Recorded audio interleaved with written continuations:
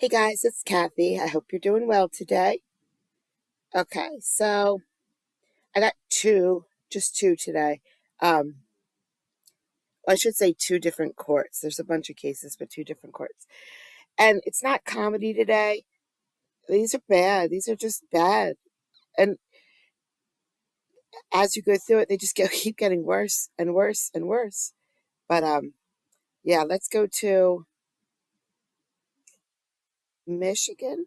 I think this is Michigan. So let's start in Michigan. Full name. Marion Scruggs.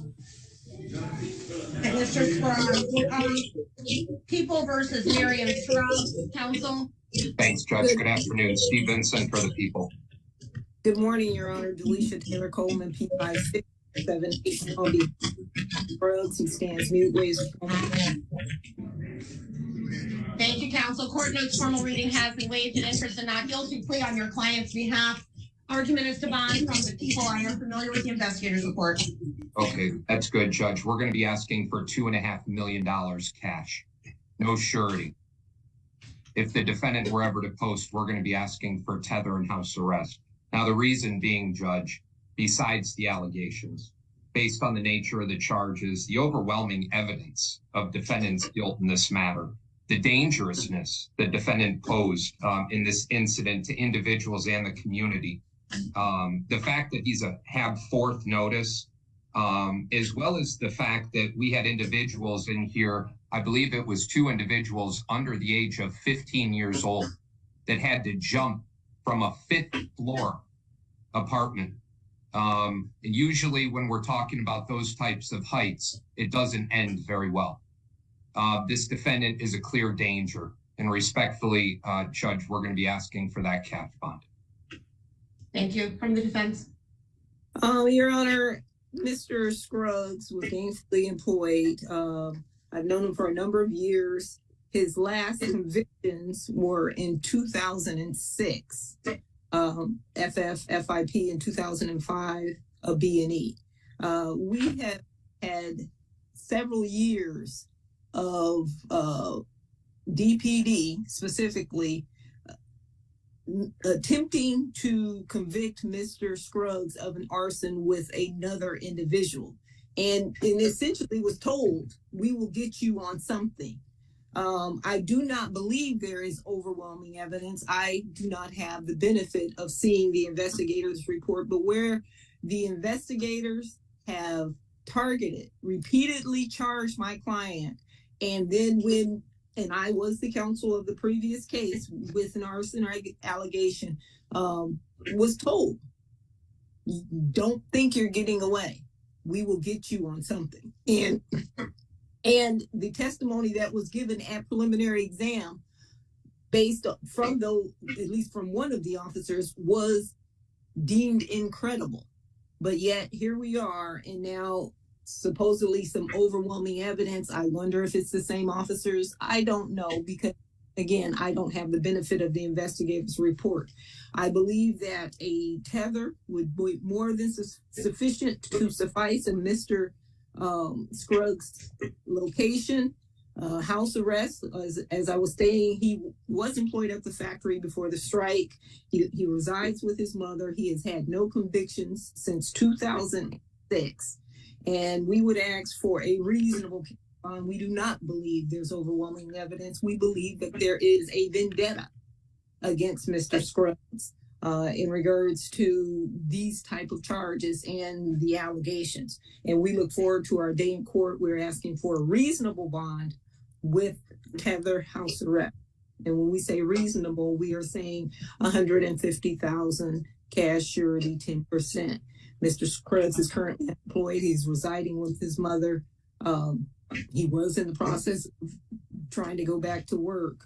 The strike is looking like it's almost over with, but we would ask for a reasonable bond and let this vendetta be played out in this manner. Judge, one clarification. Okay, just a minute. The charge here is very, very concerning charges. Assault with intent to murder, home invasion in the first degree arson. One of the things, though, is that this all is alleged to have come out of really a domestic dispute. And defendant has a prior domestic violence conviction. As I tell people all the time, this whole city is basically under surveillance now. They can follow you from the gas station to your house by video camera, between Ring doorbells and green lights and everything else. And in this case, because I know you don't have the benefit of having the investigator's report, what is alleged is that the defendant phoned the victim and, amongst other things, growled at her. He is then seen purportedly on green light camera. They say a clear image. I don't know, these things will play out. A clear image of him at a gas station, filling up a Clorox bottle with gasoline and paying for it. That there is then more video footage of him going to this apartment building, trying to get in the side door. When unsuccessful at getting in the side door, using a knife to get into the front door. Then going up to the 5th floor, where someone he had a domestic relationship with resided, so he knew she would have children in that residence, and using gasoline to set it on fire. Luckily, the smallest child, according to the investigator's report, was able to be caught by neighbors as she jumped out of the window. The 14-year-old did not fare so well, and now has a broken spine, amongst other things, and is still in critical condition, according to the investigator's report. So what we do know from the investigator's report is there was a fire. We know that much. We know at least that at this point, there is an allegation or a determination that accelerants were used to set that fire. It is purported that there is video of this defendant obtaining the accelerant and then entering that building just before this fire would have started. I would call that overwhelming evidence of guilt at this point. It's all I have at this point. All I have is an investigator's report at this point. Now, maybe that's not what the video will show. Maybe the video will show that it's a blurry face and you can't really tell who is doing what. Maybe the video will show that this lady had a chaotic relationship with another person. She mixed up who called her that day, or her phone misidentified the person who called and growled at her, or that she lied. I don't know, that somehow the police got her involved in their vendetta. I don't know. But the story as told here, and that's all I have, is absolutely terrifying. Absolutely terrifying.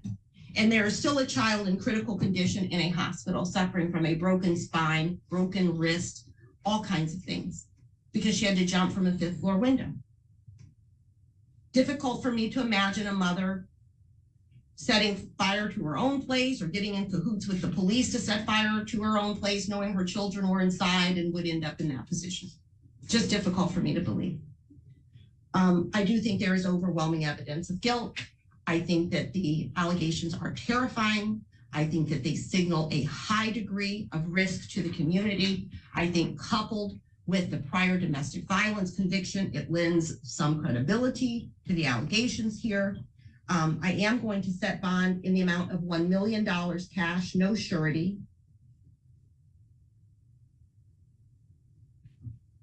I do not believe the community is safe if Mr. Scruggs is out, nor do I believe this complainant and her children specifically are safe if he is out. If he's able to make the $1 million cash bond, he must be fitted with a GPS tether, which will require full home confinement. There is to be no contact with any of the complainants in this case. No verbal contact, no written contact, no contact through third parties or social media. Any attempt at contact would be considered a violation of the conditions of the bond. The next court date will be a bond redetermination hearing in front of Judge McConico. Is that going to be Tuesday? Because it's a Sunday? The 21st? Yeah, all right. So November the 21st in front of Judge McConico for a bond redetermination hearing. November 29th for probable cause conference at 8:30 a.m. Preliminary examination scheduled for December 5th at 8:45 a.m. Those are both in front of Judge King. All right. Thank you. If it's a vendetta and it's all made up, then certainly I wish Mr. Scruggs the best of luck and that the truth prevails and all of this comes out when these videos, purported videos and photos are reviewed. Thank you. Thank- So that's today in front of McConaughey, but I don't know if I'm going to be able to get it because I'm going to the food bank for a couple hours, volunteer. But I don't know if he does have it, I don't know if I'm going to get it. It's just so horrible. It's just horrible. Now, this next clip that I have, I don't normally do ever, ever, ever. So it's juveniles. So I blur everything out. You can't see the juveniles. This was 2 years ago. This wasn't today. This was 2 years ago, and they're not juveniles any longer today. So I was watching these court videos and playing video games on my phone, and it just automatically played this video for me, up next. And I was listening to it, and it just keeps getting worse and worse and worse, and it doesn't stop. And I thought, oh my goodness. So I did record it. We're going to listen to it today. You can't get this judge anymore. He hasn't posted in a while. This judge is great. Great. Days, I have to decide whether to keep you or release you. If I keep you, you'll see a judge every 10 days while you're here. You have the right to remain silent. You have a right to attorney. Mr. Willett is your appointed attorney. Is Brian here? Right there. Good morning, Brian. Good morning. So, Imoni, see, you were here in January of last year for assault family violence, and our juvenile probation department decided you needed supervisory caution. So you're released into the community, asked not to reoffend. And so Arlington PD brought you in yesterday at about 6:45. Police were dispatched regarding you and your sister fighting. They spoke to you, mom and your sister, all confirmed the fight started over you not wanting to share food with your sister. Threw a plastic container of muffins at your sister. And then your sister said you both threw punches at each other, but one hurt bad enough to made her fall to the ground. And she couldn't lift her arms. So mom said she would take your sister to get x-rays. All right, so Mr. Lewis, I'm gonna kind of put you on the spot. First question is, in this case, so first question is, how old is the sister? Do we know? Or mom is here. Okay, hi mom. Hello. Okay, you can answer these questions. How old is Imoni's sister? 14. 14, okay. Yeah. And when she was here last year in 2020 for assault family violence, who was the victim in that case?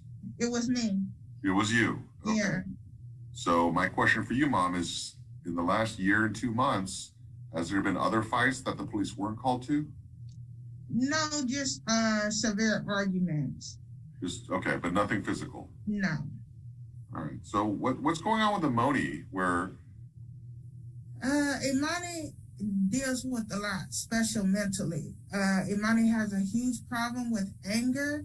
So when you tell her something that she doesn't like or hear, that's when the anger comes. Nothing that's and here comes the problems. Because in my household, I'm the adult, me and my husband. We the ones that pay the bills, we the ones that make the rules.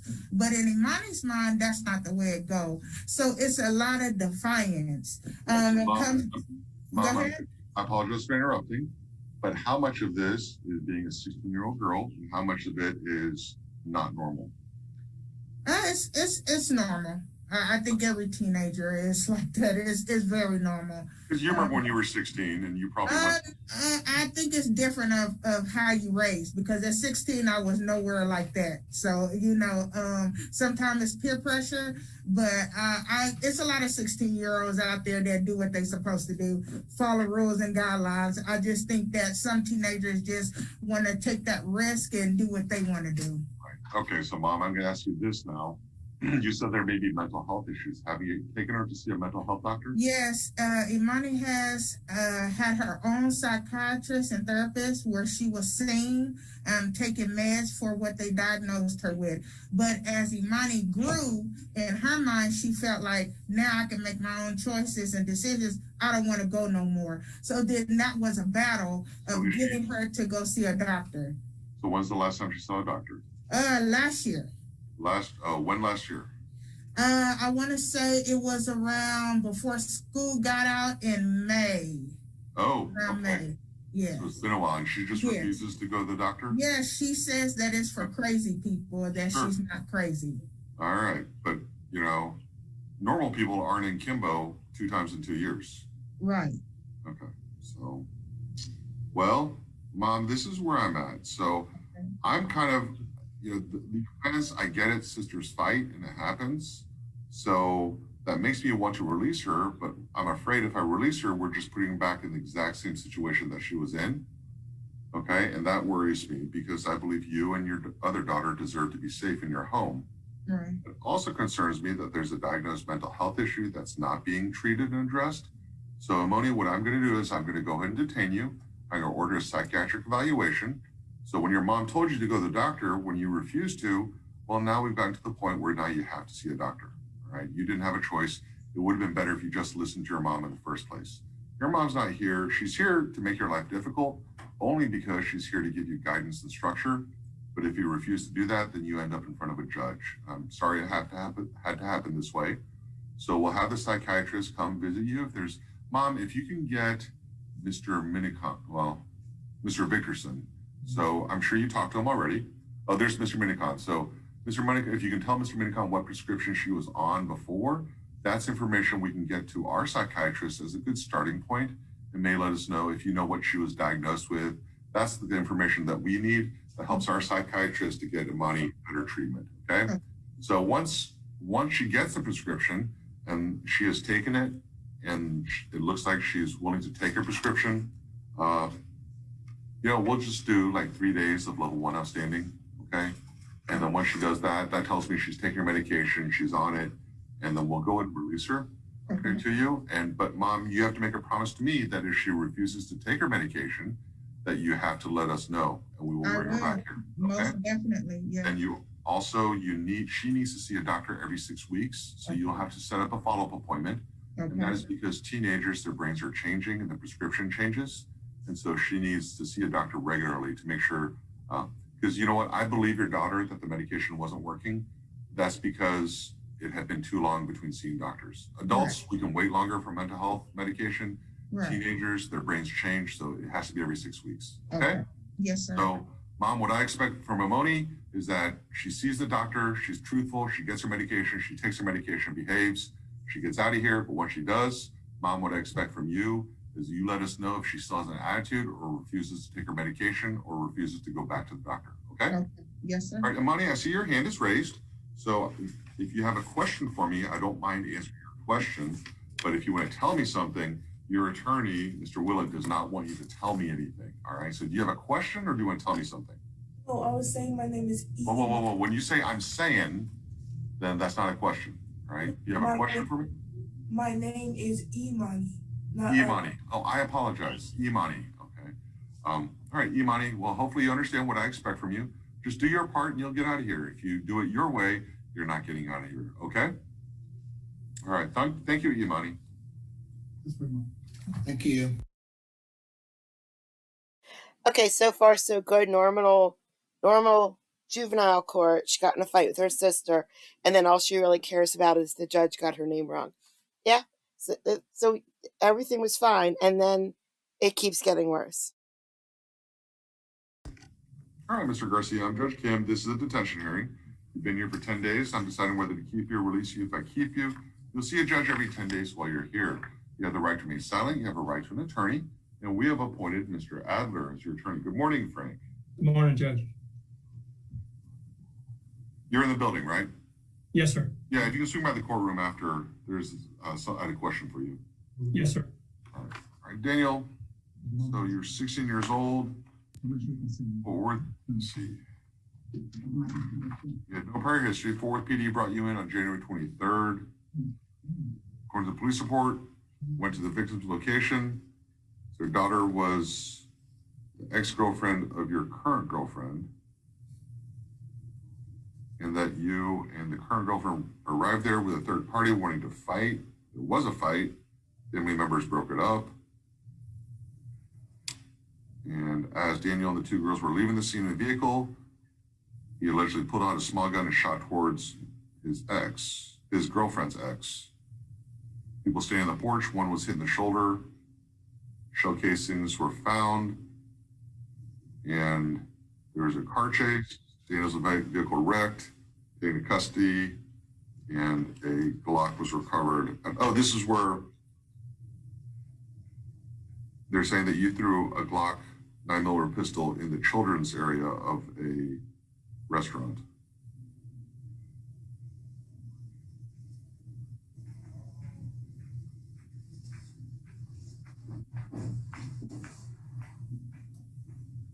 And then there was a 11-month-old baby in the car of the car you were driving when you wrecked out.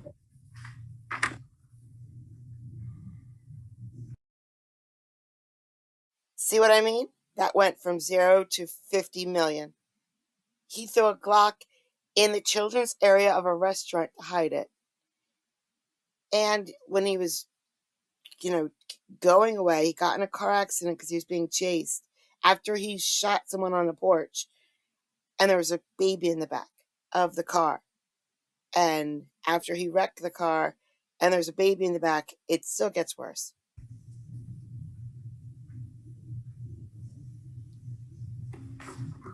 All right, Mr. Lewis, what I'm missing from this report is I'm not sure who identified Daniel as the one shooting the gun? As I understand it, the alleged victims, the ex-girlfriend, her mother, and stepfather. So all three of them saw him shoot? I believe, well, I'm not clear on that point. I can look at the police report, but they are the parties that identified him as the suspect.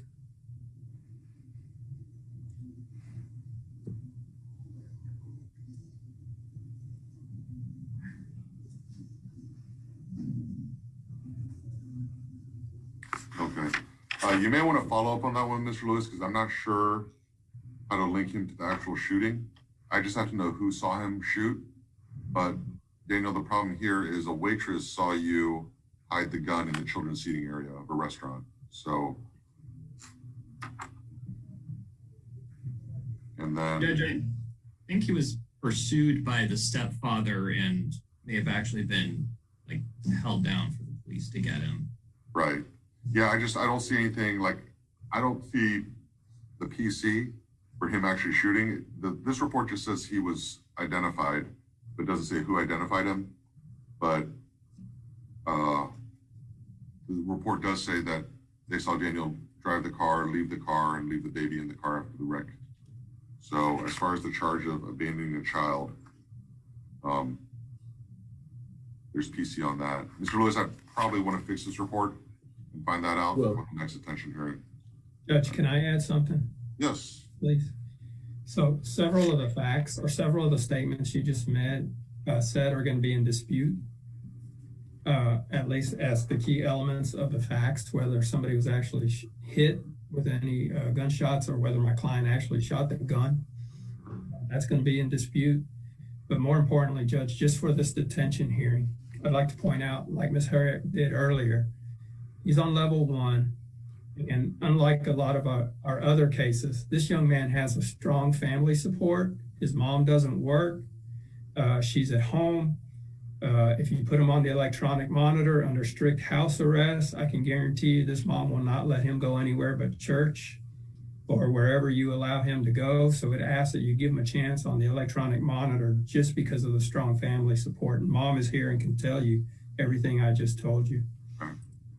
Yeah, that's something I'll consider, but right now, I feel like the previous offense report mentioned that who saw him shoot the gun, but everything about this, just the violence between going over there for a fight and then a car chase, wrecking out, there's an 11-month-old baby in the car, hiding a gun in the children's waiting area of a restaurant, everything else, even if he didn't shoot the gun,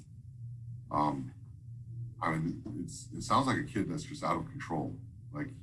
His life is Grand Theft Auto, right? And so I have a problem with that. I'm not sure he has any remorse or any consideration of the danger, especially if there's a car chase, how many people were in danger during the car chase.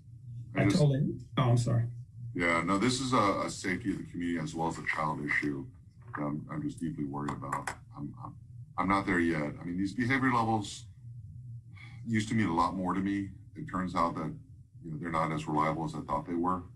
So I'm really not sure. So I have to be a lot more cognizant of what the children have done before. Can I add one last thing, Judge? Yes. Not that it's going to change your mind, but this is like a one-off situation. Never been in trouble before. Yeah, I saw that. I saw that. It just went from 0 to 100. If it's true, went from 0 to 100. Good family. Siblings are working, doing the right thing. And The just sound is maybe gone. for the next one, if I can remind you of that.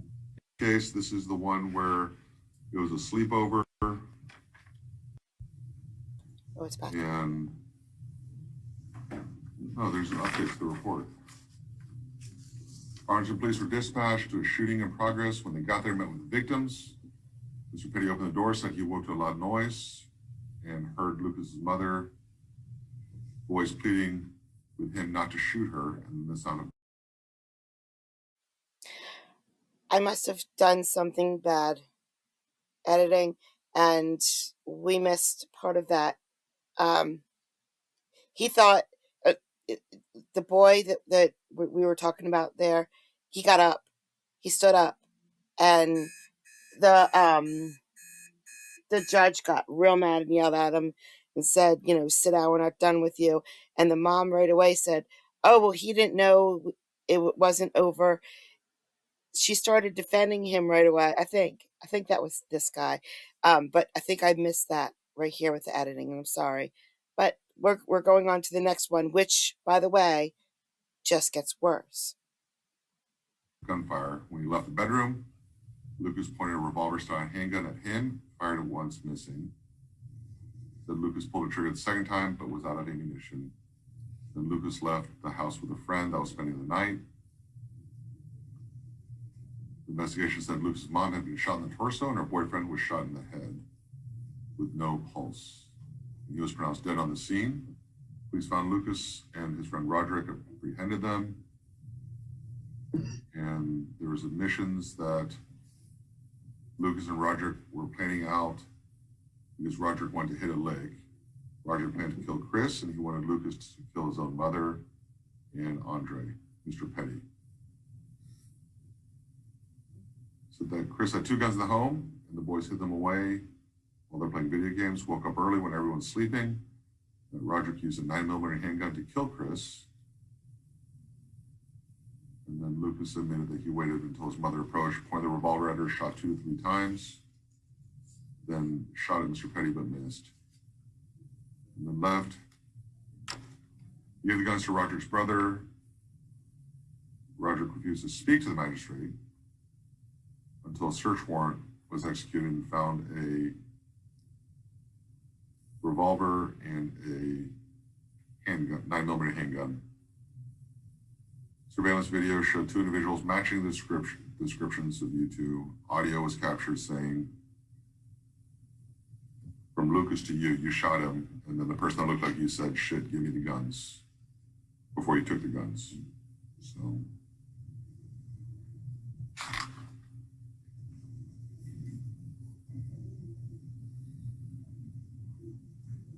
Yeah, Mr. Jones, just the seriousness of the offense of executing somebody while they're sleeping, allegedly. It was just too serious. Danger if I was released to the community. Sit down. Oh, it was this if you guy. don't want I to was be wrong. here and you don't want to see me, tell your attorney, just have the hearing and then be done with it.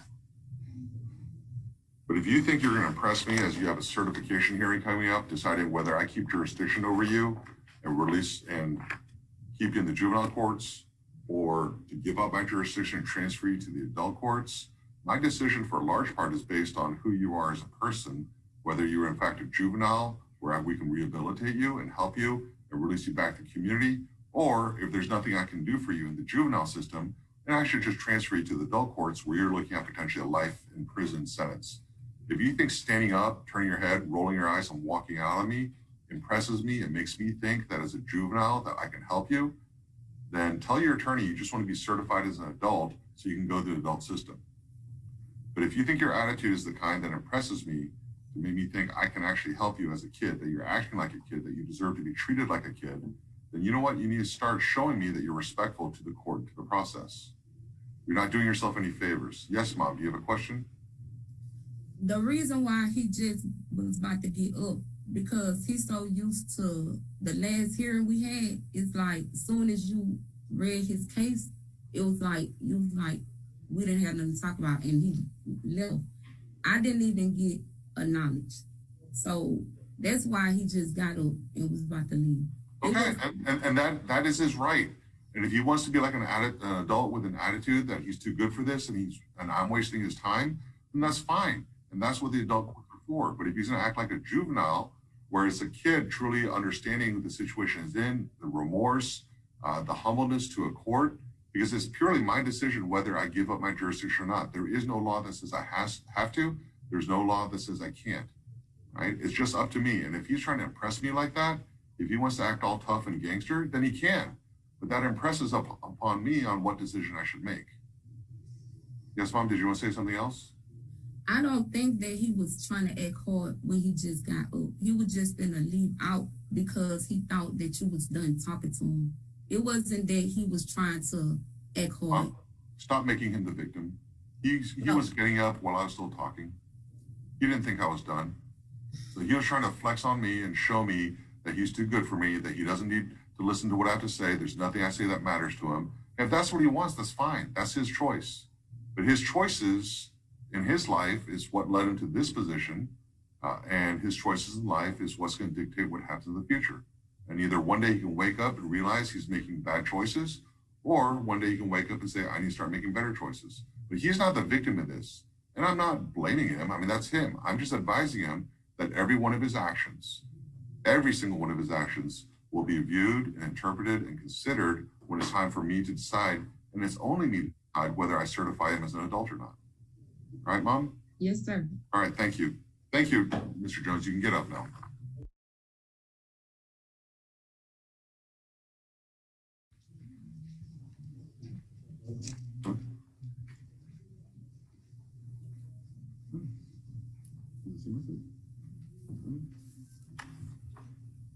Mr. Olive, I'm Judge Kim. This is a detention hearing. You've been here for 10 days. I'm deciding whether to keep you or release you. If I keep you, you'll see a judge every 10 days while you're here. You have the right to remain silent. You have a right to an attorney. We have appointed Mr. Youngblood as your attorney. Good morning, Edwin. Morning, Your Honor. So, Edwin, January 12th, we had a out-of-custody detention hearing for violating your probation and non-compliance with substance abuse treatment recommendations. Back in November of last year, there was an administrative hearing about you violating your probation, like curfew, leaving home without permission for hours at a time during the middle of the night, possible drug use, and not going to school. You said that you need to do better and you would do better. And 2 weeks later, we gave you a drug test positive for marijuana. And before you had denied using drugs. And so we gave you a drug curriculum. A week later, Mom reported runaway because she woke up and you weren't at home. The next day, you snuck out of the house in the middle of the night again. 2 days later, 2:45 in the morning, you were not home. 3 days later, we got images from an assistant principal at the school saying you're about to be expelled for not attending. You admitted not going to school. 2 weeks later, give you a drug test, still positive for marijuana. 3 weeks later, you're supposed to go to Phoenix House in Dallas, but you refused to participate. Then 3 days later, TRC recommended inpatient treatment. Mom says you continue to be disrespectful, continue to smoke marijuana and not go to school. You come home late. When she asks you where you were, you get disrespectful, and that you steal money from Mom. And you have history going back when you were 13 with assault, family violence.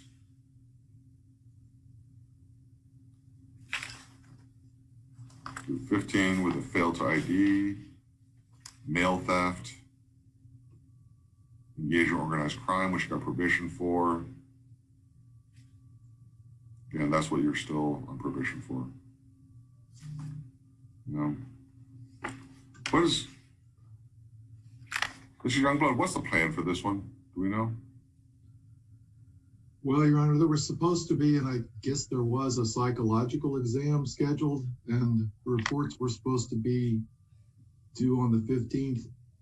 Email is not necessarily reliable, but I don't see a copy of that report, so I'm not sure what the plan is right now. You had talked with him some time back, saying that you were thinking of either placement for his behaviors or TJJD because he was already on felony probation. I think you said that in January. Yeah. This is one of those where TJJD just may be the most appropriate thing. I mean, it's runaway and smoking weed. I mean, there's no placement you can really help with that. Just no, sir, but I would like to see that psychological if it exists. Your Honor, Mr. Youngblood, there's a copy in JCMS. I can also send you a copy as well. Okay, I don't have access to JCMS, so yes, please do. Okay. All right, so Mr. Olive, this one I'm looking over this. It looks to me, based on your history and what you've done with our juvenile probation department, you're a thief and a liar. And I just think if I was to let you go, you would just run away again, smoke more weed, and not go to school. So I'm going to continue to detain you. Thank you. Jakari Wynn. Thank you, Mr. Youngblood. I'm going to stay on because I have another one later. It says Judge Terry will be hearing it, so I'm assuming this is the correct link, though. Yes, it'll be in the same channel. Thank you. All right, Mr. Wynn, I'm Judge Kim. This is a detention hearing. I'm deciding whether to keep you here or to release you. If I keep you, you'll see a judge every 10 days. Ms. Smith, for what purpose did you request this hearing? Good morning, Your Honor. I am requesting the court to consider an early release of Mr. Jakari. And before we begin, Your Honor, I do want to make a correction to the report summary that you are reviewing at this moment. That report summary is actually not accurate, Your Honor. It alleges that Jakari was the only person in the vehicle. However, there were 4 other juveniles also found in that vehicle. I am asking the court to consider early release of Mr. Jakari. He would like me to express to the court that he is ready to go back to school. His mom has brought school verification that he's enrolled in school. He just wants to get back into sports. He wants to commit himself to his academics. He knows now that he needs to stay away from bad influences. Currently in the home, there's a mother that will help with his supervision, along with a grandmother. And he has 2 younger brothers that he helps care for as well, Your Honor. Let's see. He goes to church, I believe, every other weekend with his grandmother. He's looking forward to going back to that. He is asking the court to consider releasing him. He is a level 1 outstanding today, Your Honor. So here's, I guess, a couple questions. First of all, Ms. Alonzo, are you here? Yes. Okay, so questions. So whose car was this? It was an unauthorized use of motor vehicle. Do we know whose car it was? No, it was a report that it was reported stolen. Okay. Has victim services reached out to the owner of the vehicle? From what the notes there, I believe they haven't. Oh, okay. Here we go. I'm looking at victim's report. The vehicle was totaled and they only had liability. So find out how much the restitution is. Let's make those people whole and then I'll consider releasing them. All right, Ms. Smith. But I mean, at this point, he went on a car chase, drove down the wrong side of the road, wrecked out the car that he stole, and then got out of the car and ran again. So. And Your Honor, with all due respect, I would like to bring it to the court's attention that the facts in this case are going to be in dispute as to whether or not my client was actually driving. Understand? So I would just like the restitution go ahead and put in trust aside so it's there if we need it, or at least a substantial part of the restitution, so that as the case goes forward, if he in fact did do it, then we can be on the steps to making the victims whole on this one. But I mean, he drove down the wrong side of the road, like towards oncoming traffic, crashed out. Well, again, I just want to emphasize that we are disputing that he is the driver.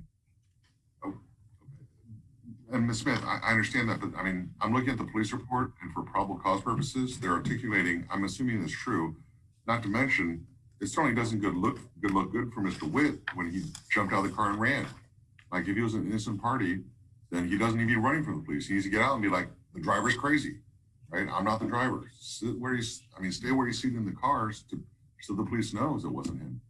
But all his decisions were just poor decisions. And so at this point, mom, dad, you need to start looking about how getting money together so we can put aside money for restitution. Because what the police are saying is your son was a driver and caused this person to lose their car and maybe lose their job or daycare, or whatever problems that they have now because their car got totaled. All right, thank you, Mr. Witt. Thank you, Ms. Smith. Thank you, Your Honor.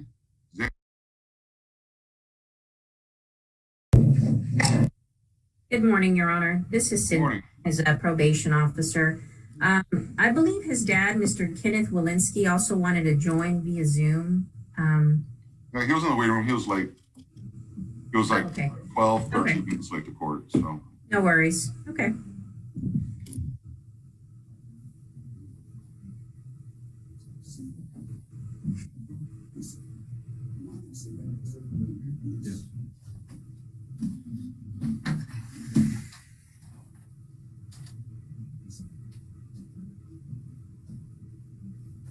Mr. Walensky? Yes, sir. Xander, are you here? Yes, sir. Oh, you're out of custody. Okay. All right, Xander, I'm Judge Kim. This is a detention hearing. I'm deciding whether to take you into custody or to leave you in the community. If I take you in custody, you'll see a judge every 10 days while you're here. You have the right to remain silent. You have a right to an attorney. Ms. Hopkins is here. So let's see. Yesterday, we found out you were unsuccessfully discharged from TYRC. On Friday, about 3 o'clock, they're saying you assaulted one of your peers during a basketball game because you wanted a basketball that the other kid had. And so they kicked you out. You violated curfew on March 20th. You were given permission to a friend's house and told to be back by 2 p.m.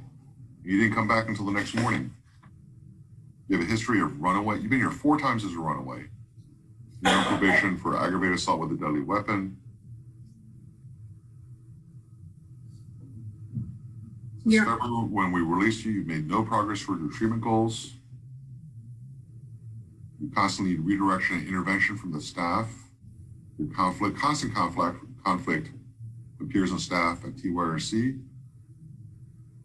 And you keep on saying that you understand there's consequences to your actions. And you're not engaging in individual or group sessions. You received a level hold for conflicts with your peers and a level hold for taking medication from another peer that you're basically using drugs from another kid there. You said you understood that violations moving forward would be an administrative discharge. So before you were unsuccessful at outpatient treatment at TYRC, you're unsuccessful at inpatient treatment at TYRC. Well, the decisions have, well, good decisions come from experience. Experience comes from bad decisions. Looks like you made a bunch of bad decisions. Hopefully this is the experience that you understand that now looking forward, you need to start making good decisions. So if you can't do the bare minimum at TYRC, I'm absolutely certain if I was to release you to your mom, that you would cause more problems there. So yes, your hand is raised. Do you have a question? Yeah, I just want to ask, like, can you like let me like strap me on the monitor? I just want one more chance because I really want to prove that I can do this. Like that I can finish out probation. I can do this. Like I really can, and I know I can. Oh, I know you can. I just don't think you will. So you want one more chance. You understand how many chances you've had. You've had a bunch of chances. Yes, sir. And I you keep on thinking, and that may be part of the problem, is that you've gotten too many chances. Like everyone's giving you another chance. Who knows how many chances your mom gave you and your dad gave you over the years. And at a certain point, you just run out of chances. Yeah, do you have another question? Yes, sir, and I understand that, but I just want to say, like, can you just give me this last chance? If I mess up, you send me straight off to TJJD or placement or whatever. Well, so two things. One, when you took probation for aggravated assault with a deadly weapon, that was your one more chance. And every chance you've had after that is you burning chance number 2, number 3, number 4, 5, 6, 7, 8, 20, 30, 50. These are the extra chances. You're now asking for chance number 79. And at a certain point, somebody's going to stop giving you chances. And the second thing is when you say, if you violate your one more chance, I could send you to TJJD. I don't think you understand. I can already send you to TJJD. I don't need your permission. That's what you're trying to do right now is you're bargaining and you're negotiating with me. Tell me one thing you've done that deserves another chance. I stopped using the pills like I wanted to. So you're not abusing drugs as much as you want to. That's what you've done, right? No, but like I'm because not. you were taking other kids' prescriptions. So tell me what you've done that you've done right.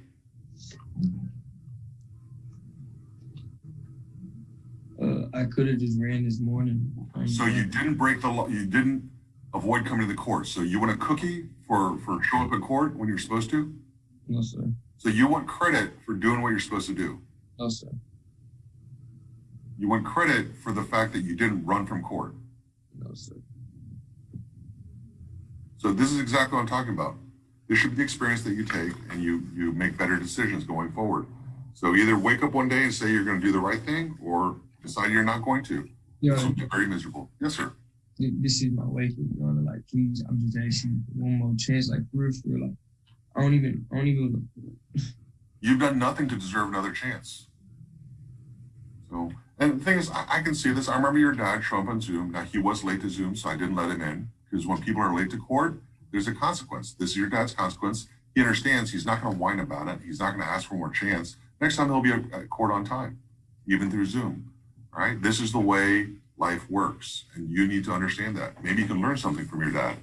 You may not think he knows much, but at least he's not going to come and cry to me the fact that he didn't get to attend the court session for his son because he was late. He understands.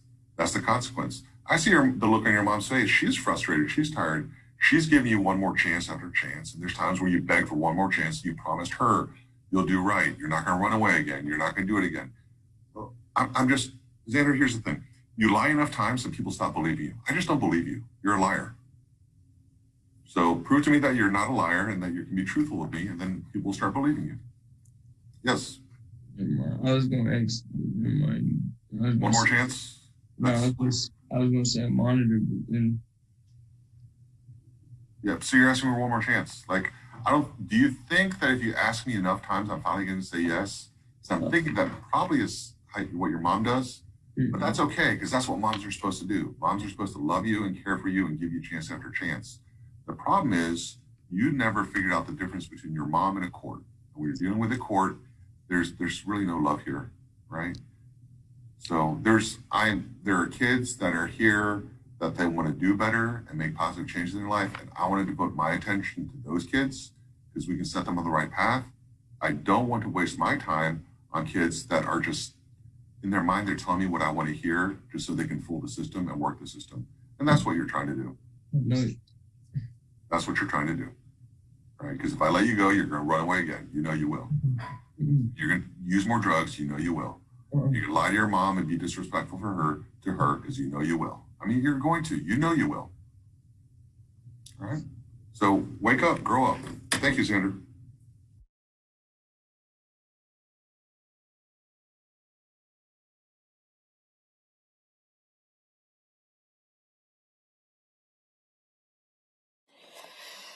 So, we made it to the end.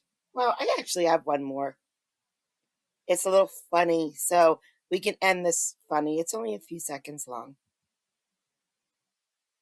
All right, sir. Anything you want to say? Mr. Phillips? The only thing I can say is I feel all these charges are bullshit, and they are. You're in court. Okay, that's better to end that way, right? After all that heavy stuff, juveniles walking in and executing a man while he's sleeping, men setting a 5th floor apartment on fire with kids in the apartment. I mean, it was just, I'm trying to gather some good videos, and it just got worse and worse and worse and worse and worse and worse and worse. Jeez. And I will never, ever record these, but the amount of videos I have of child sexual abuse is every day. It's every single day. It's terrible.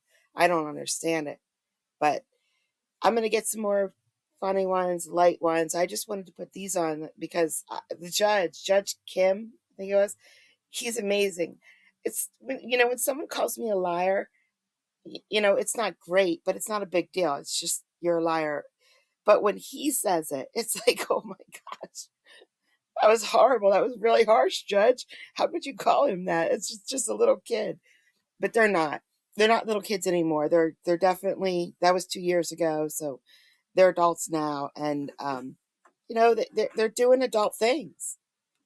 Horrible, horrible, horrible things. Not all of them were horrible.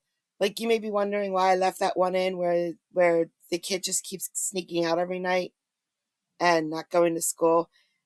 Yeah, that wasn't horrible crimes, but that poor mother, could you imagine every single day she has to deal with this, and there's no relief for her.